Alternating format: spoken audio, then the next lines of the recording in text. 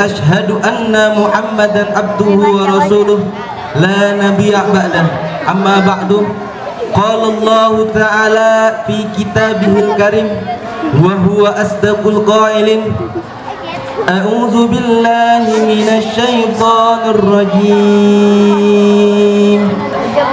apa? Allahu Akbar. A'udzu billahi minasy syaithanir rajim. Bismillahirrahmanirrahim. Syahrul Ramadan alladzi unzila fihi al-Qur'an القرآن هدى للناس وبينات من الهدى والفرقان فمن شهد منكم الشهر فليصم ومن كان مريضا أو على سفر فعدة من أيام أخر يريد الله بكم اليسر ولا يريد بكم العسر ولتكملوا العدة ولتكبروا الله على ما هداكم ولعلكم تشكرون. Sadaqallahu alazim wa sadaqa Rasulullahil kadzibul karim. Wa qala an-nabiy sallallahu alaihi wasallam qala an-nabiy sallallahu alaihi wasallam khairukum man 'allamal Qur'an man ta'allamal Qur'an wa 'allamahu. Baik, pertama-tama yang saya hormati Kepala Sekolah SDN Kapuk 15 Pagi Ibu Umi Khairunisa beserta para jajarannya, dan saya hormati pula Bapak Ibu Guru SDN Kapuk 15 Pagi serta yang saya sayangi yaitu peserta didik atau siswa dan siswi SDN Kapuk 15 Pagi yang dirahmati Allah Subhanahu wa taala. Amin amin ya rabbal. Alhamdulillah, di pagi yang sangat cerah ini yang dibilang enaknya tak karuan, yang masih di mana kita masih bisa berkumpul,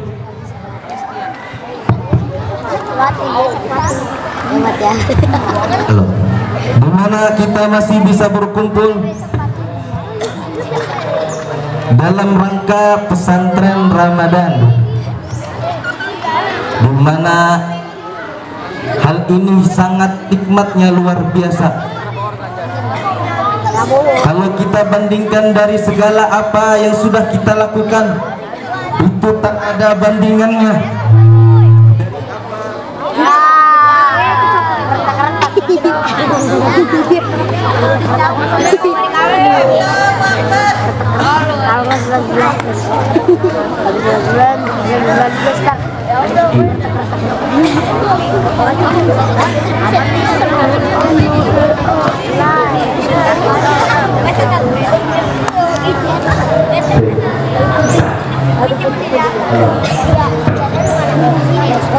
Yaitu rasa syukur kita kepada Sang Pencipta, yang dimana ciptaannya itu sangat indah. Coba kalian lihat di sekolah. Di sekolah itu lantainya 3, banyak tiang. Coba kalian lihat ke langit, tidak ada sama sekali besaran tiang. Begitu indahnya Allah menciptakan langit tanpa tiang. Bangunan yang lantai 3 saja perlu banyak tiang, tapi langit yang begitu luas tidak perlu satu tiang pun. ada di sana. Udara, nafas kita setiap hari bernapas. Coba kalau di rumah kalian nyalain AC, yang punya AC syukur, yang tidak punya tanggung dulu, ya.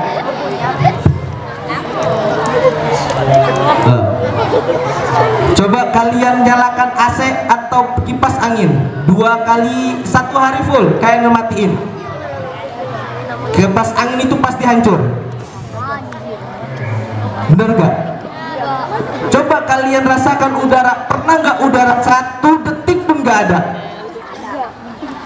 Kalau nggak ada mah, tapi buktinya ini tidak ada sama sekali kalau udara itu tidak ada. Setiap menit, setiap hari udara itu tetap ada. Makanya oleh karena itu kita harus bersyukur apa yang telah Allah beri. Yang kedua, salawat serta salam kita haturkan kepada junjungan Nabi besar Muhammad sallallahu alaihi wasallam. Karena tanpa beliaulah, tanpa perjuangan beliaulah, kita tidak bisa menikmati namanya indahnya agama. Kita tidak bisa bagaimana menikmati sebuah Al-Quran. Kita tidak bisa membedakan mana hak dan yang batil, dan semua itu berkat perjuangan Nabi Muhammad sallallahu alaihi wasallam. Baiklah, mohon izin Ustadz Asatidz wal Ustadzah, mohon izin saya yang pakai ilmu ini berdiri di depan kalian bukan maksud untuk menggurui, tapi di mana sama-sama kita belajar. Belajarnya ayat itu tentang nuzulul apa? Nuzulul, kurang kencang, tentang apa? Nuzulul Quran. Artinya apa? Artinya turunnya kapan turunnya Al-Quran? Ada yang tahu? Ada yang tahu? Turunnya Al-Quran itu pada bulan Ramadan, sebagaimana firman Allah di surat Al-Baqarah ayat 185 yang berbunyi Bismillahirrahmanirrahim, Syahrul Ramadan alladzi unzila fihi Al-Quran, di mana di bulan Ramadan Allah turunkan Al-Quran dari Sidratul Muntaha ke Lauhul Mahfuz itu secara utuh, dari Al-Fatihah sampai dengan An-Nas. Ulangin lagi, dari Al-Fatihah sampai An-Nas. Masa kagak hafal? Al-Quran berapa juznya? Ada 3. Suratnya ada berapa? 14. Al-Quran ada 30 juz, suratnya 114. Ayatnya ada 6.623. Dan itu sudah diturunkan di bulan Ramadan, yaitu dari Sidratul Muntaha ke Lauhul Mahfuz.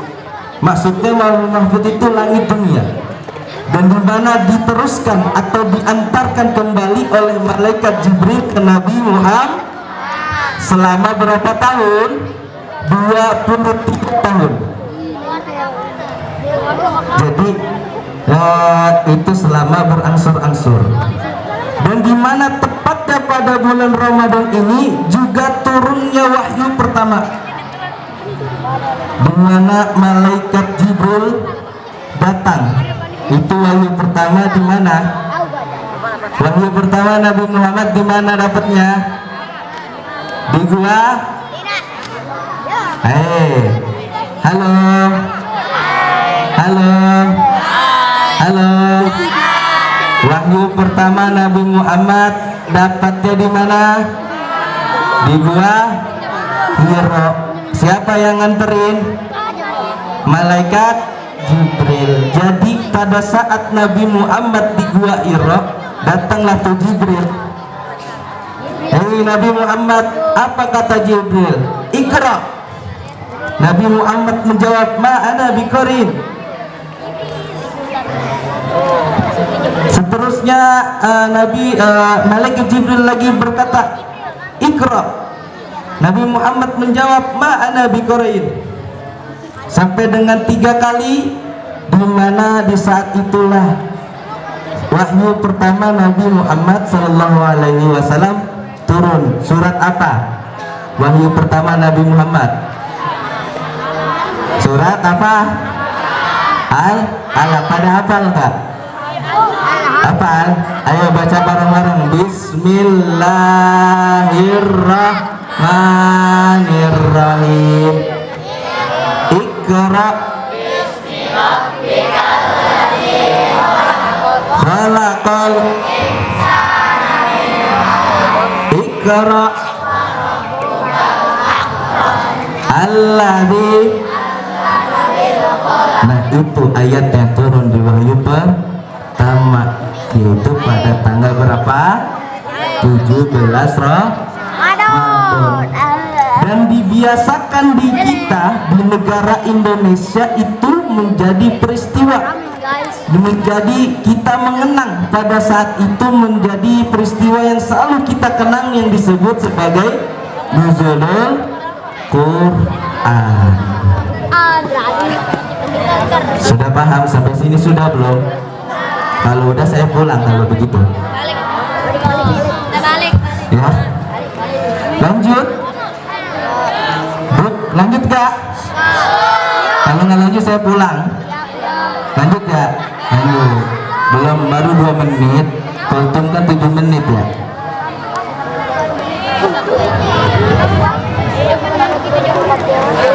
Dari peristiwa ini kita meyakini, di mana kita wajib meyakini bagaimana Quran itu ada, bagaimana Quran itu sangatlah istimewa kemuliaannya, sangatlah hebat, sangatlah istimewa, sangatlah mulia Quran itu. Karena percaya kepada Al-Quran sebagai rukun iman yang keberapa? Ayo, ayo, 2, 1, 3, apa berapa? Yang benar, bener aja apa bener biasa aja? Yang berapa nih? Yang keberapa? Yang pertama apa rukun iman pertama? Apa? Iman kepada. Yang kedua apa? Iman kepada malaikat. Yang ketiga apa? Iman kepada kitab-kitab Allah, berarti termasuk kitab Al. Yang keempat apa?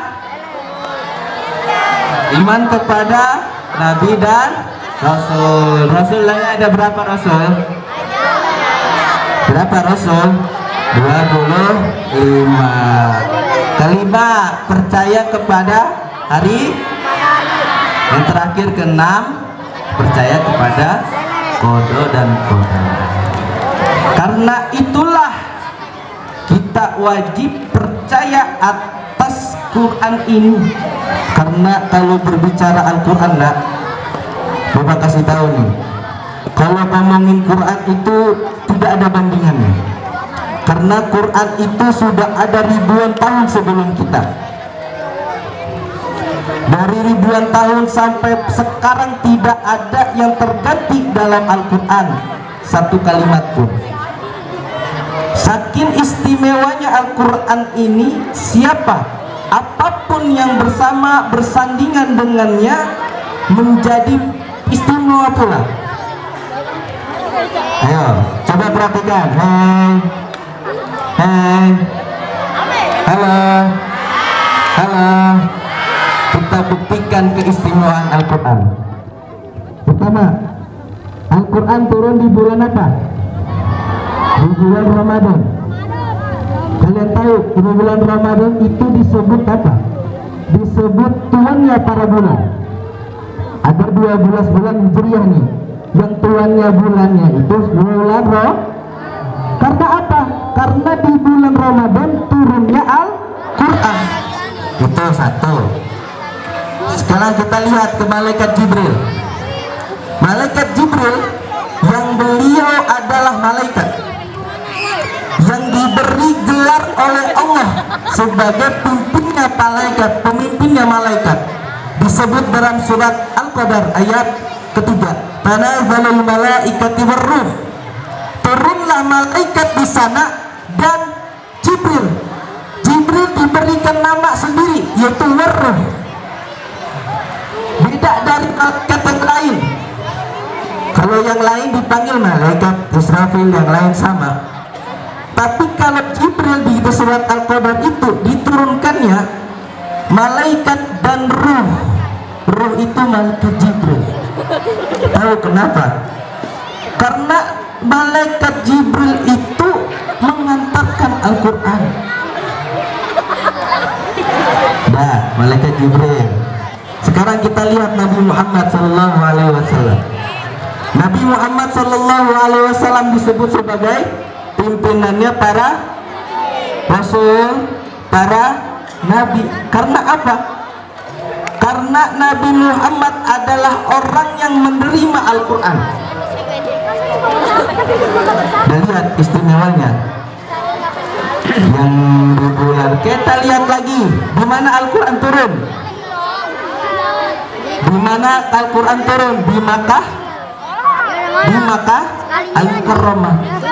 Di kota Makkah lah Allah memanggil kalimat Makkah Al-Mukarramah, karena di mana kota itu turunnya Al-Quran. Di bulannya saja sudah mulia, yang nganterin mulia, yang nerima mulia, yang ditempatkannya Al-Quran juga mulia. Sungguh hebat. Maka saya katakan, yang hidupnya ingin istimewa, hidupnya yang ingin mulia, yang ingin bahagia dunia dan akhirat, dekat-dekatlah dengan Al-Quran. Tapi yang kita deketin apa? HP. Yang kita deketin HP. Ada WA dari Ayang, udah makan belum? Udah Ayang, itu aja yang dipelototin. Aduh capek, ya kan? Udah Ayang, aduh kadang udah main HP, main ML mulu kagak ada habisnya. Main FF mulu kagak ada habis. Itu aja yang dipegang. Boro-boro megang Al-Quran, boro-boro ngebacanya. Yang dipegang cuma HP. Kalau ngomongin ML seru, tapi kalau ngomongin Al-Quran, aduh ngantuk bawaannya. Jadi begitu mulianya Al-Quran ini, anak-anak. Semua yang bersanding bersamanya menjadi ikut mulia, menjadi istimewa, menjadi hebat. Kita lihat tadi bulan Ramadan mendapat julukan sebagai Sayyidus Surur. Malaikat Jibril mendapatkan lakop gelarnya sebagai Sayyidul Malaikah. Nabi Muhammad sallallahu alaihi wasallam mendapat julukan sebagai Sayyidul Mursalin. Kota Makkah sebagai kota yang dirahmati Allah. Karena semua itu panggilan atau sebutan gelar itu karena Al-Quran, maka janganlah kita jauh-jauh dari Al-Quran. Semoga hidup kita selalu dekat-dekat kepada Al-Quran. Amin amin ya rabbal alamin. Tadi sudah peristiwanya, sekarang tadi sudah peristiwanya, istimewanya. Sekarang kita bicara fungsi Al-Quran. Tadi kita lihat sudah peristiwanya. Peristiwanya tanggal berapa? Peristiwa turun Al-Quran. Halo, halo. Kapan nuzul Al-Quran? 17. Halo. Kapan? Kapan turunnya Al-Quran? Di bulan Ramadan. Sekarang kita bicara fungsi Al-Quran. Sebagaimana firman Allah di ayat selanjutnya, yaitu ayat Al-Baqarah 185, Syahrul Ramadan alladzi unzila fihil Qur'an hudan linnas. Di bulan Ramadan diturunkannya di dalamnya Al-Qur'an hudan linnas, petunjuk umat manusia. Yang di sini manusia bukan? Manusia bukan? Ya, kurang jauh, kurang kenceng, kayaknya bukan manusia kali. Manusia bukan? Nah, inilah fungsinya Al-Quran, petunjuk, pedoman. Tahu petunjuk, tahu? Ya kan? Petunjuk, pedoman. Nah, di Al-Quran ini apapun ada. Mau soal pintar ada, mau soal rezeki di Al-Quran ada, mau soal cewek idaman ada di Al-Quran, mau soal apapun ada di Al-Quran. Jadi semuanya ada di Al-Quran. Cuma terkadang kita suka lupa nama. Kalau yang berjalan itu dibaca, dan yang berjalan itu dibaca. Contoh. Contoh. Kalau nama yang berjalan itu dibaca. Contoh. Kalau kalian mau kenal, kita kalian itu. Halo, kalian main game. Sebelum kalian main game pasti ada tutorial, ya kan? Ada pedomannya. Kalau kalian mau bisa main ML, baca dulu pedoman. Ya, bener gak? Ya kan? Ada tutorialnya dulu. Yang kesini apa pencetnya, ada bacanya kan? Yang ke kanan itu apa, yang kecil-kecil minion itu apa, ada dah? Ada nggak? Ada. Nah itu pedoman. Kalau mau bermanfaat, ya sama dengan Al-Quran. Kalau kalian meyakini Al-Quran adalah pedoman kalian, maka dibaca. Kalau nggak dibaca kagak tahu isinya. Bedanya kalau kalian baca Quran, kalau kalian baca main game. Kalau main game sama-sama dibantu. Kalau main game dibantu setan, yang satu diganggu setan. Kalau kalian lagi baca Al-Quran diganggu setan bawaannya, karena ibadah. Baca bentar udah mangap, baca sebentar aja sudah mangap. Namanya pedoman. Nah begitu, namanya pedoman itu dibaca, bukan dilihat.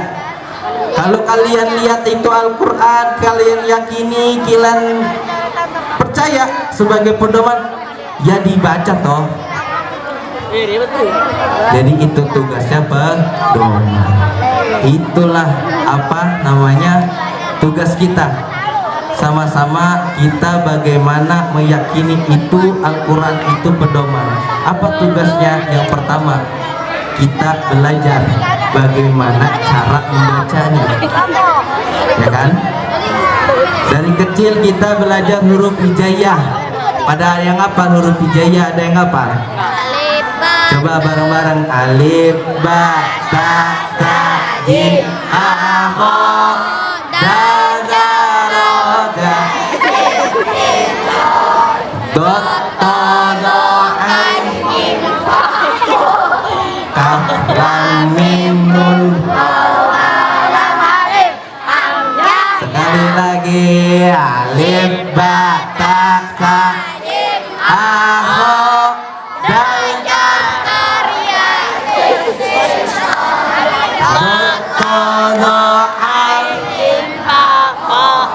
kaf, lam, mim, nun.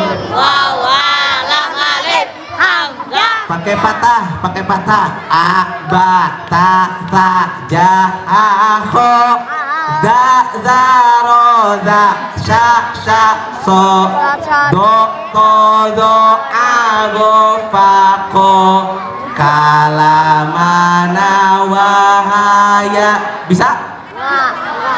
Bisa? Tadi kan pakainya nggak pakai harokat, sekarang kita pakai harokat. Coba patah sekarang.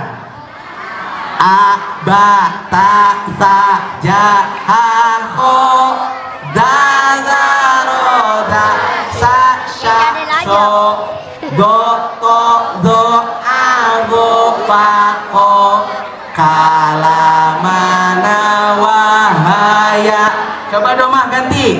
Bisa? Tahu doma?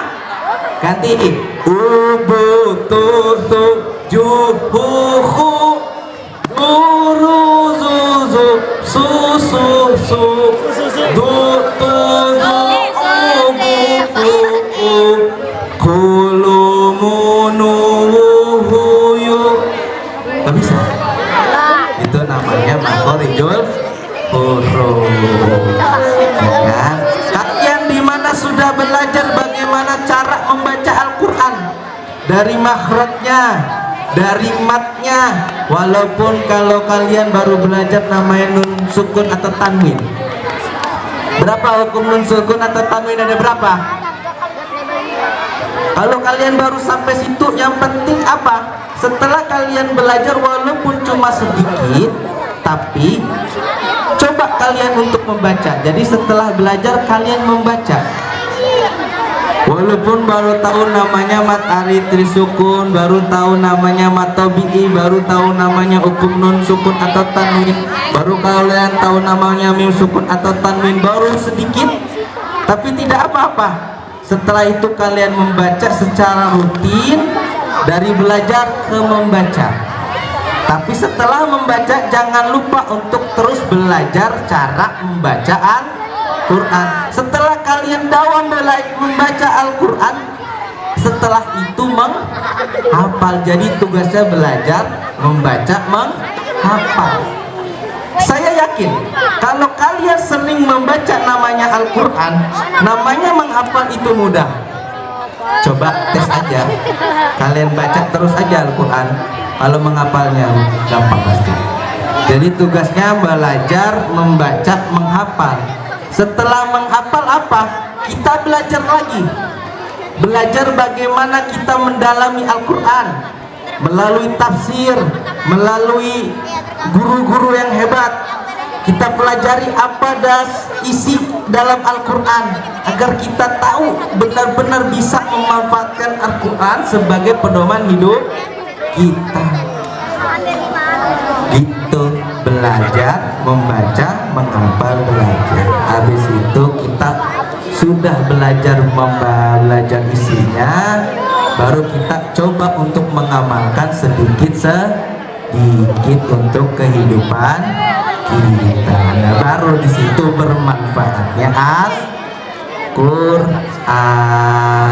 Ada bercanda. Aduh. Ya udah. Ada yang mau nanya? Jadi tugas kita apa? Pertama, belajar membaca Al-Quran. Kedua, membaca. Ketiga, menghafal. Keempat, belajar lagi apa isi atau makna dalam Al-Quran. Setelah itu kalian baru mengamalkan guna sebagaimana hadis Nabi, khairum man anfa'u binnas. Jadi namanya mengamalkan, ya kalau kalian belum bisa mengamalkan ke orang lain, minimal kalian mengamalkan untuk diri sendiri. Kalau bisa alhamdulillah, kalau yang belum bisa ya gak apa-apa, nanti juga bisa. Yang penting mengamalkan isi Al-Quran. Mungkin cukup sekian kultum atau sama-sama kita belajar hari ini. Maka saya akhiri, wabillahi taufiq wal hidayah. Wassalamualaikum warahmatullahi ta'ala wabarakatuh.